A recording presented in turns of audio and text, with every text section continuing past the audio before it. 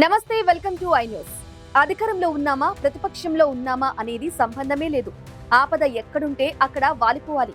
బాధలో ఎవరున్నా అక్కున చేర్చుకుని ఆదుకోవాలి. వర్షమైనా వరదలైనా లెక్కలేదు.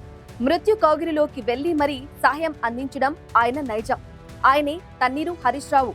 కుండపోత వర్షంలో నిలువెల్లా తడుస్తూ పొంచి ఉన్న ప్రమాదాన్ని లెక్క చేయకుండా సాహసోపేతంగా రోడ్లు దాటుతూ బాధితుల వద్దకు చేరడమే లక్ష్యంగా, వారికి తోచిన సాయం చేయడమే ధ్యేయంగా హరీష్ పడిన పాటలు అందరి మెప్పు పొందాయి.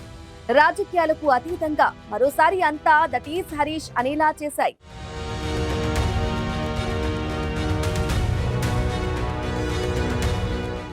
ఓ పక్క కుండపోత వర్షం, మరోవైపు రోడ్లపై ఉధృతంగా ప్రవహిస్తున్న వరద నీరు. అప్పటికే నీట మునిగిన ఇండ్లు, షాపులు. వాహనాలు కాదు కదా, కనీసం కాలి నడక కూడా సాధ్యం కాని దుస్థితి. అధికార యంత్రాంగం ఏమీ చేయలేక చేతులెత్తేసిన నిస్సహాయ పరిస్థితి. అలాంటి ప్రతికూల వాతావరణంలో బాధితులకు అండగా ఉండడం ఒక్కటే లక్ష్యంగా మాజీ మంత్రి హరీష్ రావు పడిన తపన అందరి దృష్టిని ఆకర్షించింది.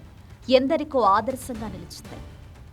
భారీ వర్షాలు, వరదల వల్ల తీవ్రంగా నష్టపోయిన మెదక్లో మాజీ మంత్రి తన్నీరు హరీష్ రావు సుడిగాలి పర్యటన చేశారు. వర్షాలు, వరద ప్రభావం వల్ల దెబ్బతిన్న ప్రాంతాలను సందర్శించారు. తనతో పాటే మెదక్ జిల్లాకు చెందిన బీఆర్ఎస్ ప్రజా ప్రతినిధులను కూడా వెంట తీసుకెళ్లారు. వరద ఉధృతి ఎక్కువగా ఉండడం వల్ల చాలా చోట్ల రోడ్ కనెక్షన్ లేదు. అయినా సరే బాధితులున్న ప్రతి ప్రాంతాన్ని కాలినడకనే వెళ్లి సందర్శించారు.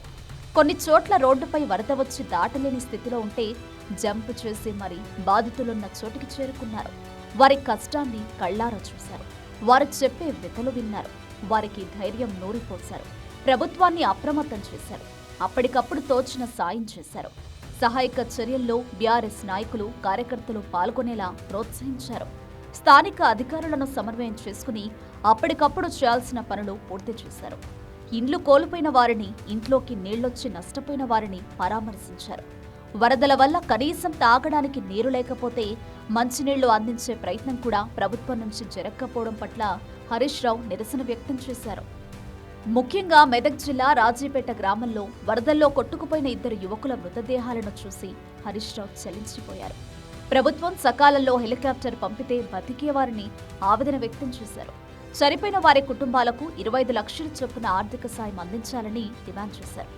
పంట నష్టం జరిగిన ప్రాంతాల్లో ఎకరానికి 25,000 చొప్పున సాయం అందించాలని కోరారు. మెదక్, కామారెడ్డి వరద ప్రవాహంలో ఇబ్బంది పడుతుంటే ముఖ్యమంత్రి మూసీ సుందరీకరణ, ఆటల పోటీల అంశాలపై రివ్యూ చేస్తున్నారని మండిపడ్డారు. అత్యవసరమైతే తప్ప హెలికాప్టర్ వాడలేమో అని ఓ మంత్రి చేసిన వ్యాఖ్యపై తీవ్రంగా స్పందించారు హరీష్ రావు.